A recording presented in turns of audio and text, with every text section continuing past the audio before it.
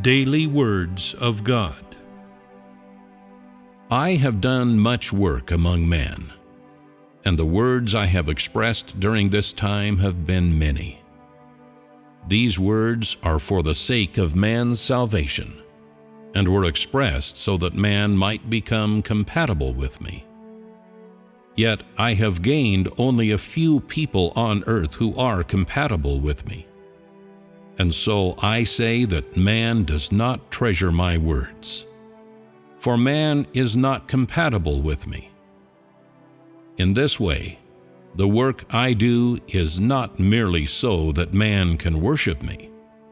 More importantly, it is so that man can be compatible with me. People who have been corrupted all live in Satan's trap. They live in the flesh, live in selfish desires, and there is not a single one among them who is compatible with me. There are those who say that they are compatible with me, but who all worship vague idols. Although they acknowledge my name as holy, they tread a path that runs contrary to me, and their words are full of arrogance and self-confidence, because, at root, they are all against me and incompatible with me. Every day they seek traces of me in the Bible and find suitable passages at random that they read endlessly and which they recite as scriptures. They do not know how to be compatible with me, do not know what it means to be in enmity of me, and merely read scriptures blindly. They constrain within the Bible a vague God that they have never seen, and are incapable of seeing, and take it out to look at during their spare time. They believe in my existence only within the scope of the Bible. For them, I am the same as the Bible. Without the Bible, there is no me, and without me, there is no Bible. They pay no heed to my existence or actions, but instead devote extreme and special attention to each and every word of Scripture. And many of them even believe that I should not do anything I wish to do unless it is foretold by Scripture. They attach too much importance to Scripture. It can be said that they see words and expressions as too important, to the extent that they use verses from the Bible to measure every word I say and to condemn me. What they seek is not the way of compatibility with me, or the way of compatibility with the truth, but the way of compatibility with the words of the Bible. And they believe that anything that does not conform to the Bible is, without exception, not my work. Are such people not the dutiful descendants of the Pharisees? The Jewish Pharisees used the law of Moses to condemn Jesus. They did not seek compatibility with the Jesus of that time, but diligently followed the law to the letter, to the extent that they ultimately nailed the innocent Jesus to the cross, having charged him with not following the law of the Old Testament and not being the Messiah. What was their essence? Was it not that they didn't seek the way of compatibility with the truth? They obsessed over each and every word of the Scripture, while paying no heed to my will and the steps and methods of my work. They were not people who sought the truth, but people who rigidly followed the words of Scripture. They were not people who believed in God, but people who believed in the Bible. Essentially, they were watchdogs of the Bible. In order to safeguard the interests of the Bible and uphold the dignity of the Bible and protect the reputation of the Bible, They went so far as to nail the merciful Jesus onto the cross.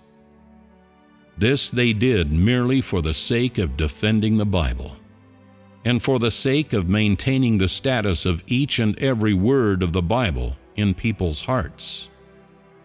So they preferred to forsake their future and the sin offering to condemn Jesus, who did not conform to the doctrine of Scripture, to death. Were they not lackeys to each and every word of Scripture? And what of people today? Christ has come to release the truth, yet they would rather expel him from among man in order to gain entry into heaven and receive grace. They would rather completely deny the coming of the truth in order to safeguard the interests of the Bible, and would rather nail the Christ returning to flesh to the cross again in order to ensure the everlasting existence of the Bible. How can man receive my salvation when his heart is so malicious and his nature so antagonistic toward me? I live among man, yet man does not know of my existence. When I shine my light upon man, he still remains ignorant of my existence. When I unleash my wrath upon man, he denies my existence with even greater vigor. Man searches for compatibility with words, with the Bible, yet not a single person comes before me to seek the way of compatibility with the truth. Man looks up to me in heaven and devotes particular concern to my existence in heaven, yet no one cares about me in the flesh. For I who live among man am simply too insignificant. Those who only seek compatibility with the words of the Bible, and who only seek compatibility with a vague God, are a wretched sight to me. That is because what they worship are dead words, and a God that is capable of giving them untold treasures. What they worship is a God that lays himself at the mercy of man, and which doesn't exist. What, then, can such people gain from me? Man is simply too lowly for words. Those who are against me, who make limitless demands of me, who have no love of the truth, who are rebellious toward me, how could they be compatible with me? Those who are against me are those who are not compatible with me. So too are those who do not love the truth, and those who rebel against me are even more against me and incompatible with me. All those who are not compatible with me I deliver into the hands of the evil one. I relinquish them to the corruption of the evil one, give them free rein to reveal their maleficence, and ultimately hand them over to the evil one to be devoured. I care not how many people worship me, which is to say, I care not how many people believe in me. All that concerns me is how many people are compatible with me. That is because all those who are not compatible with me are evil ones who betray me. They are my enemies, and I shall not enshrine my enemies in my home. Those who are compatible with me shall forever serve me in my home, and those who place themselves in enmity of me shall forever suffer my punishment.